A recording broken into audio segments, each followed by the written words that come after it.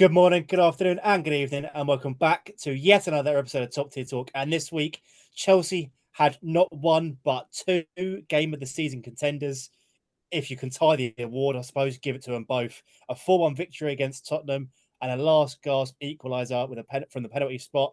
4-4 versus Man City, which has just happened. Emotions are high, Amir. Take it away. Yeah, so we'll start with the Tottenham game because obviously that was the Monday game. Firstly, what a game that was. That scoreline is so flattering for us.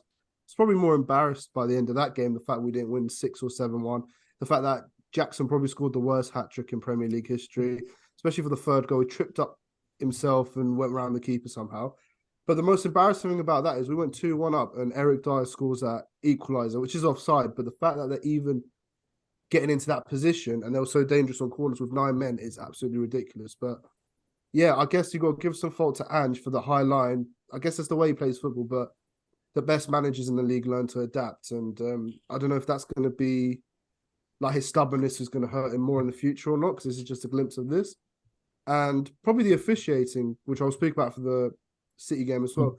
And Doggy and Romero probably should have got sent off about 20 minutes before they did for both, even though they did end up getting sent off by the end of it. But yeah, that Romero, I think it was. I think they said on Sky, didn't they? The Romero one was petulance, not actual aggression.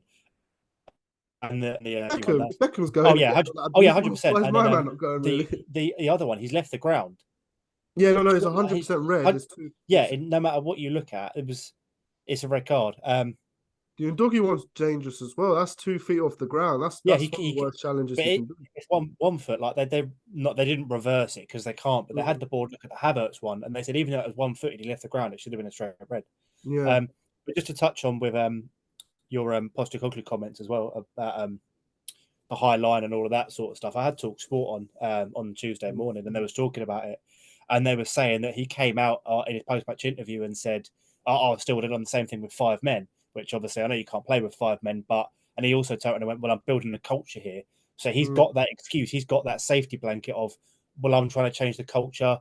I can do what I want. I'm going to stick to my guns. And until this culture is changed from Harry Kane FC to Tottenham Hotspur FC, he's got a safety blanket on him, essentially. He can't do no wrong, especially with their start to the season. I found it was a bit stupid. To be honest with you, if they had gone 9 man behind the ball, we probably would have still drawn. We would have drawn that game. You could have lost, to be fair, knowing Chelsea. You could have lost. So to be honest, I understand what he's saying, like the culture and stuff, but I think he's a bit stupid as well with that. If they got a draw out of that game, was the banter club Chelsea would have been like the amount of abuse we would have got unreal. But yeah, no. I don't know. Tottenham, I was going to say Tottenham, like they would have, they get away with it this year. Like this year, if they don't have any big European away nights, they don't have that yet.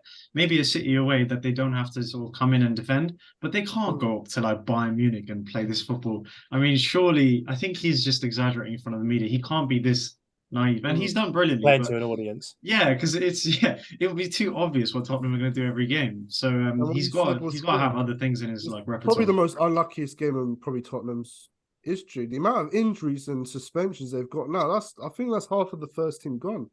We said it was going to happen at some point. Chavez called it not out this bad. 6 weeks ago. I expected the Maddison injury to come in, but not. It happens to every team across the season. Maybe not that many keeper. Well, I mean, it depends. And the 3 game suspension, and then in Doggy as well. I mean, Romero's a donkey for doing that. It's Romero. Everyone was giving him praise, but he's still loco, isn't he? The guy. Yeah. Let's move on to the. Any more for the Tottenham? Oh no, I was going to say, it was the game at the weekend. Just on topic of suspensions as well. But Suma's now suspended after the Wolves game, which I'm sure we'll just touch on it later on. But it's just stupid suspensions. He got sent off, come back 2 games later. He's now banned again. Like, there's no need.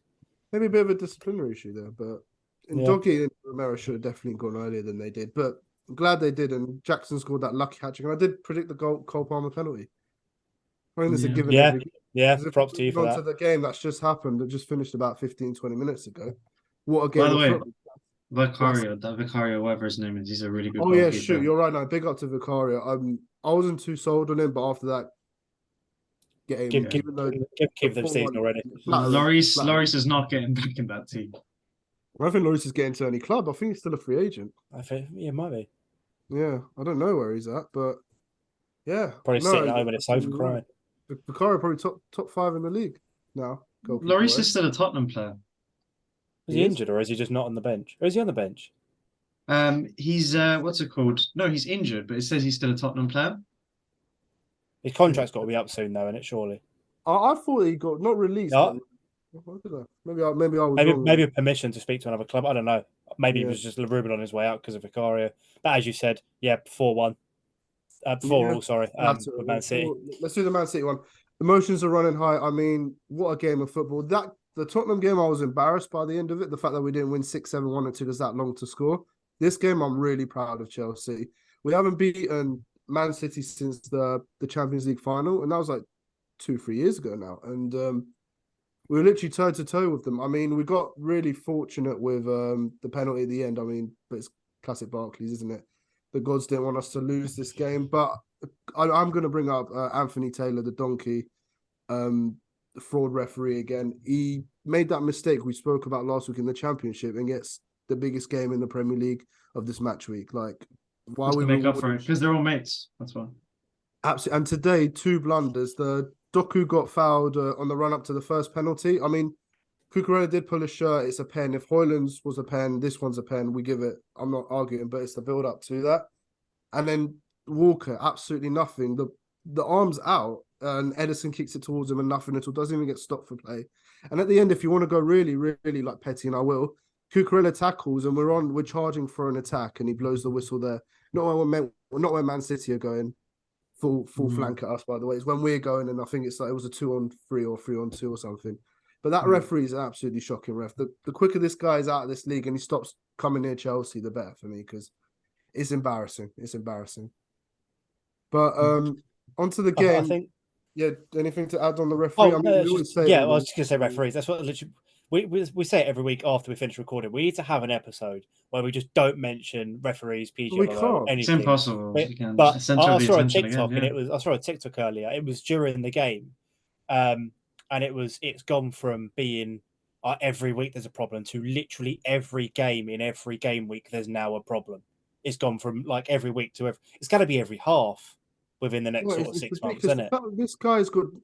When Mike Dean got demoted to the Championship a couple seasons ago, he didn't come back up the next week and get the biggest game of the bloody week. Would you say he's probably our biggest referee as well, wouldn't he? Yeah, isn't he? Anthony Taylor, 100%. I mean, I'm not sure if he's done a final. He must have done. But yeah, you're right. He's always in the FA Cup finals and the League Cup finals, always there, like fucking things up for everyone. Excuse my French. But onto the actual game, though. Cole Palmer's on the map. I told you guys a few weeks ago about Cole Palmer, and you guys, when I said slap another 50 on, obviously for banter's sake, but for you guys to realize now, this guy's actually the real deal. He's good.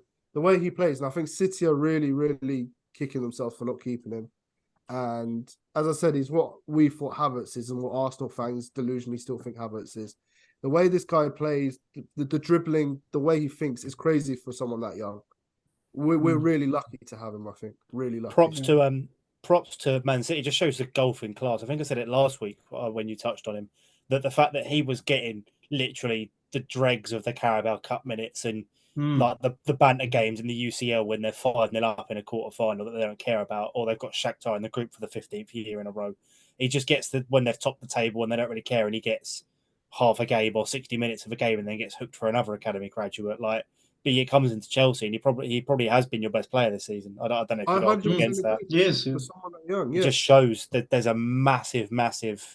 I know obviously you said within a few years you will be challenging for the title, but it's progress. And if you're getting them players in, it's not a bad thing, but it also shows the players that you have signed. If he's come in, I know he knows the league, but to come into a new club with a different style of football, different managers, because they do play different styles of football, and be your best player without a shadow of a doubt, it says a lot about your previous signings. It really is, and especially the other players, the 100+ million players we've signed. I mean, I think you were going to say a point, Chivers, before I came in. I was going to say, whoever is in charge of recruitment, like we obviously laugh at them for spending 100 million, this and that.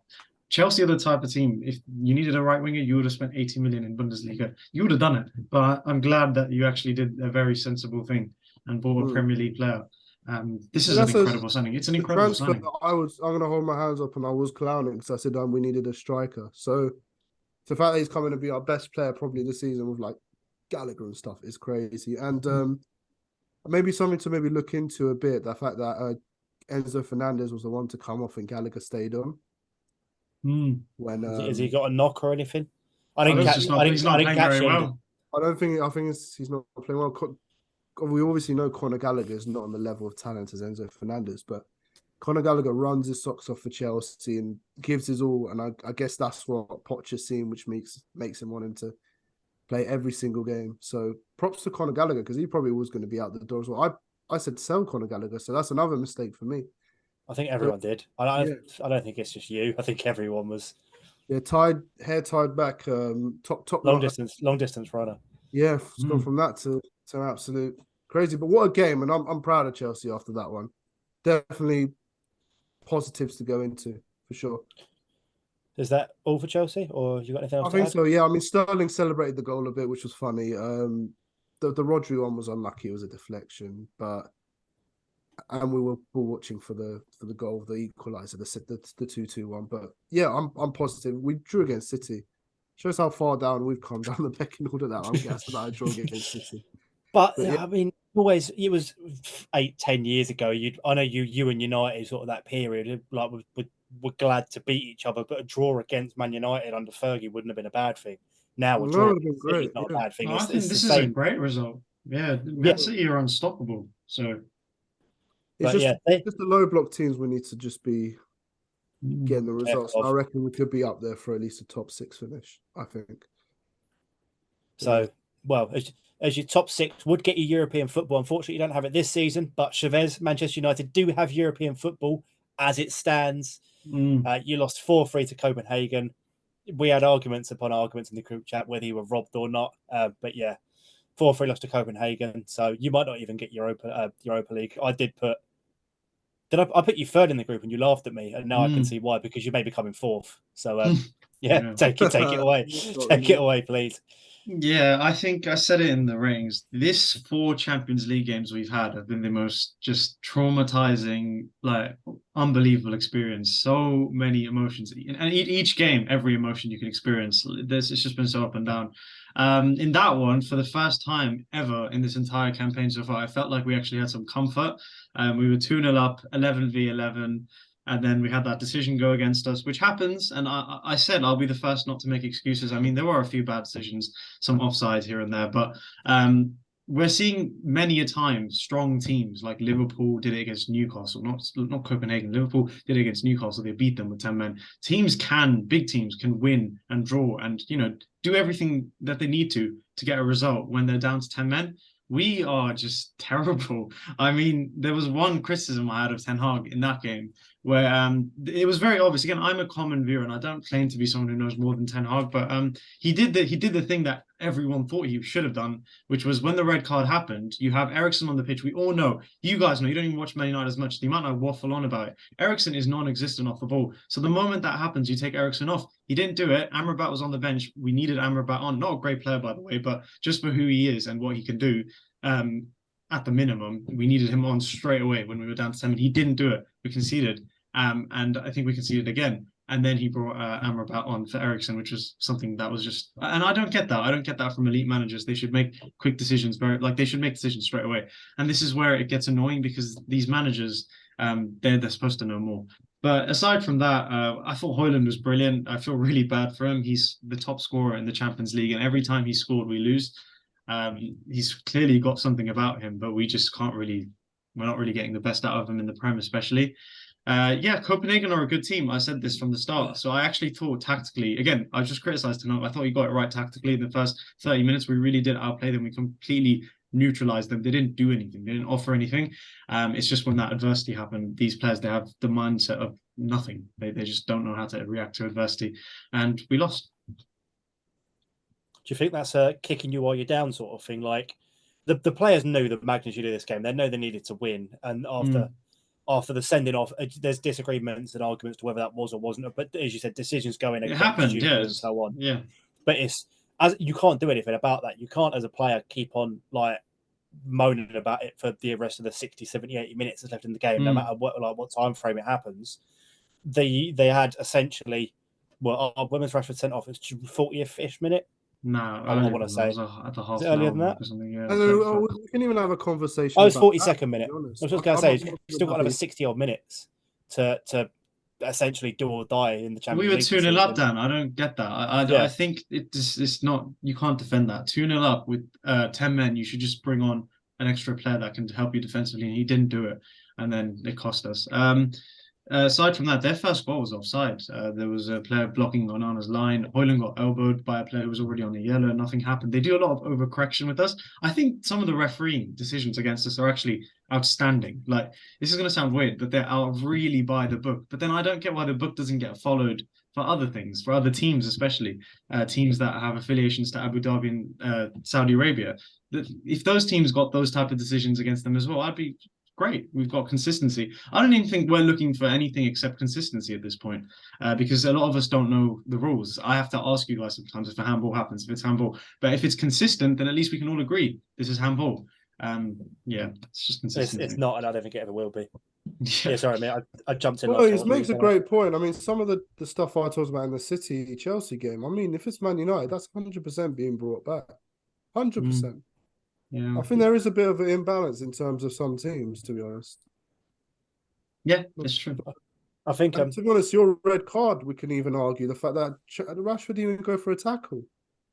I think something like that happened on the weekend, and to be honest, it's not a shock. It was at Liverpool. It was Liverpool on Thursday because you put it in the group chat as well. Yeah. Let's play a game. Guess what card he got? Yeah, apparently Endo had the exact same thing. Today. Apparently, he had another potential red card today as well. So, yeah, and by the way, sometimes people say, "Oh, UEFA versus Premier League is different," but that was UEFA controlled the Europa League as well, so it should be the same, right? It wasn't. Yeah, but I just said consistency. It doesn't matter what level it's at; there is just no consistency. But yeah, you as I put it, as a Watford fan, you won at the weekend, but as you put it, you lost 1-0. You beat Luton 1-0 via a loss. You know what? A lot of things this weekend has been unbelievable for Man United because everything has gone our way. Almost everything. I think the only thing that didn't go our way was Villa won, but that's not that big a deal. Every team almost dropped points except I think did Liverpool win? They won, though, right? They won. Liverpool won, didn't they? Yeah, Liverpool and Villa. They were the two teams, but everyone else dropped points, so it's really good for us. The actual game itself, again, the football is just. I think one thing I'll say is in that game, Ten Hag did coach a 5-0. We missed some really good chances, and they just didn't put them away. The confidence is poor. I mean, there was a time where Rashford was putting everything away, and then he had that chance, and it was just like you knew he was going to miss before it happened. Our attack, I said, is such a bad reflection of the Premier League when one player has scored a goal in your whole attack, and we're how many games in? It's quite poor. So we need to sort that out ASAP because we don't have any more players to rely on. And we did win. I thought Luton did well in certain periods of the game for a club that's had barely any investment compared to us. But it's not enough, man. It's not, and I won't complain as much because a lot of things did go our way, and we've had an injury crisis, and Ten Hag has still kept us like 7 points behind the top right now, which is quite unbelievable. We will see. Yeah, I'm gonna give some props to him, isn't it? He reached the landmark. Was it 50 games, 30 wins now, or something? Yeah, like that. and he was the fastest the record 50. Yeah, and he's got the highest win percentage, in Man United history. So, I argue. We give him. Yeah, I argue a lot with Man United fans because there are Man United fans who want Ten Hag out, and I just say, like, at the very minimum, let him drop below Fergie for win percentage, and then get him sacked. And who do they want instead? Who would they? Who have they said? Anyone. I think any United fan who wants Thingy out right now. If any United fan wants Ten Hag right now. Like out right now, it's because of Ronaldo. You have some obsession with him. You like him. I like Ronaldo as well, but I'm a bigger Man United fan than Ronaldo. You're all just salty about Ronaldo if you want Ten Hag out right now. Yeah. Well, I think that pretty much covers United and Chelsea. No one cares about the Championship, but we won 5-0. If you did care, Rotherham actually sacked their manager. So for once, Watford have got a manager sacked, and it wasn't our own. So every cloud and all that. But Elliot isn't. I was going to say Elliot isn't here this week, so Arsenal won in the UCL. They're pretty much through now and beat Burnley 3-1 in the Prem at the weekend, which is, we kind of guessed it. I mean, Burnley did equalise, to be fair to them, but it was always going to be one-way traffic after they equalised. Very few teams. Yeah, Zinchenko goal was nice. The scissor goal. Especially after the weeks that Arsenal have been having recently, they seem to be getting a few. I know they've obviously lost to Newcastle, but they've been consistent for the last sort of year and a half now, really, haven't they? Consistently playing well, at least. But yeah, anything. I think the big talking point that Chavez you predicted is the Tottenham downfall.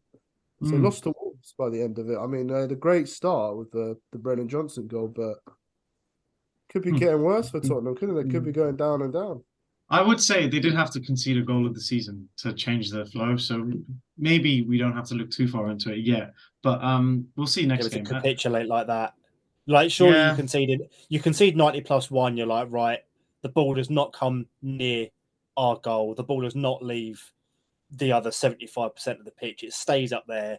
Yeah. Take the draw. Because Wolves isn't an easy place to go. Like Chavez, was it Rashford? That time someone sent off and Rashford came on and scraped a winner, didn't he? Was it when he got banned by Ten Hag and came back last time out? Yeah, they beat you. They beat you there, Amir. Was it this season or towards the end of last season? They beat you there, didn't they? They beat Man City there multiple times when Man City. Yeah, they beat City there this season as well. I mean, Grant, it's not big him up. Yeah. It was nice to see Sarabia score. The guy's been here for so long. I think that was his first Premier League goal, and he used to be like a regular in Spain's squad. Let's see if we can get the best out of him because they need something up there, Wolves. They need some inspiration right now. I want us to try something. It's just into mind because we've got kind of a break coming up. Do you guys think we can do a team of the season so far? Do you reckon between the three of us we could try do it? Yeah. Who's the goalkeeper? Right. I'd say Vicario. Vicario, right? Yeah, just because they're up there. Yeah, defense. Right back. Trippier, probably. Yeah. This has been really good. Even though Newcastle, even that clip of Newcastle, the fans having a go at Trippier and he said he's got too many injuries. Like, why is he so? Someone apparently, like, their coach broke down and he had to get a cab from somewhere in the middle of the country down to Bournemouth to watch the game. That's why he lost his rag. Whether that's true or not, it's rather unfortunate. But yeah, centre backs. Centre backs wise, I'll probably put Saliba in there still. Saliba's been Saliba's been outstanding. Yeah.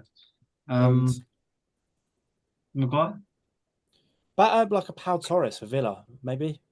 Yeah, or is he not? He hasn't played enough. I don't think he's played enough. He's played. I think he's been a regular starter since like the second. When he missed the first couple of games of the season, wasn't it? It's because Mings got injured, didn't he? Yeah. Any suggestions for centre back? Romero up to now. Who am I thinking of? Van der Ven. I was going to say Lewis Dunk as well. I mean, Dunk's been good. I'll put Van der Ven in. Van der Ven, yeah, Spurs. Yeah, for someone who's just come in now. Yeah. Left back. And Doggy, maybe. Yeah, it's got. That's what I was thinking. It's way too many Spurs players. Zinchenko. Yeah. It's not Guardiola. Doggy, isn't it? Guardiola. Doggy, really. Cucurella. Not a chance. Not after today. Yeah, we put too many Tottenham players in already. No, we'll give them the defence because they have actually had a good record, but there's no more. Kane's not there, so we can't give him the strike. Okay, free midfield now.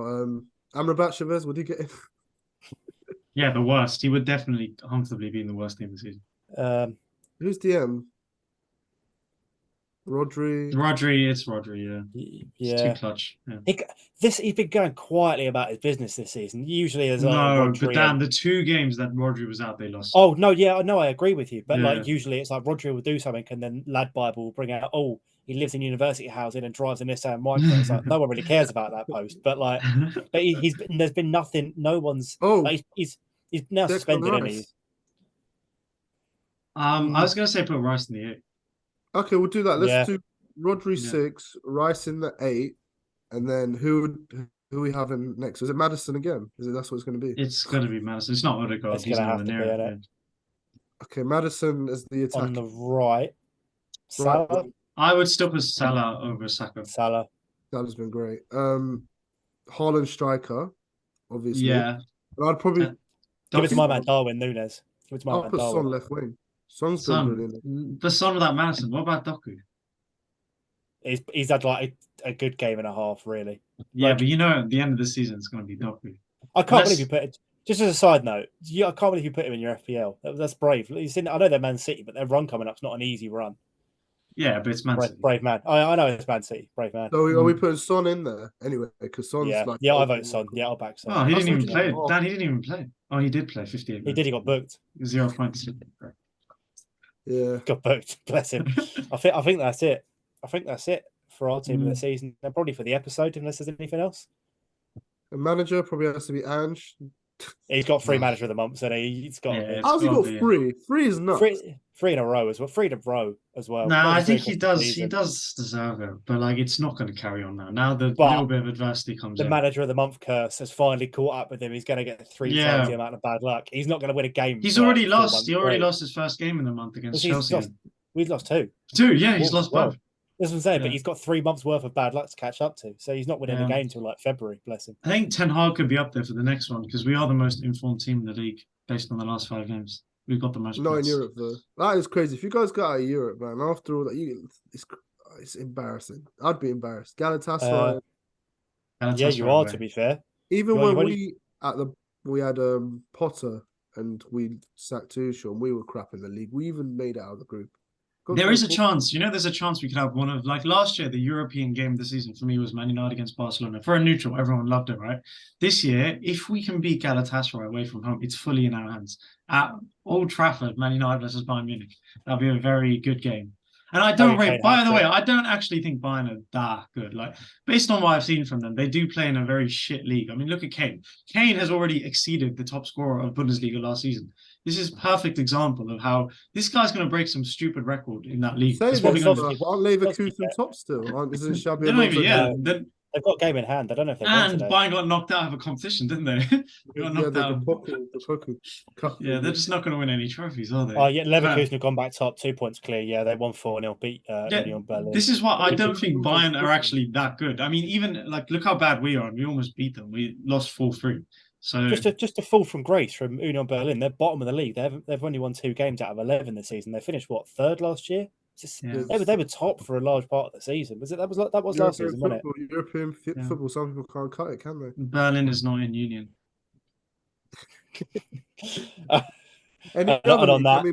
Thingy's out, Bellingham's out, but Real Madrid cooked as well. Vinny got 2 goals and stuff. So a theory on Bellingham holding all the Brazilians back in the team. But Girona are top of La Liga still. Yeah, by the way, Girona, they're actually really good. I mean, they just had the game where they had like 4 XG. They're not just getting lucky. They're actually performing really well. They're a very good attacking team.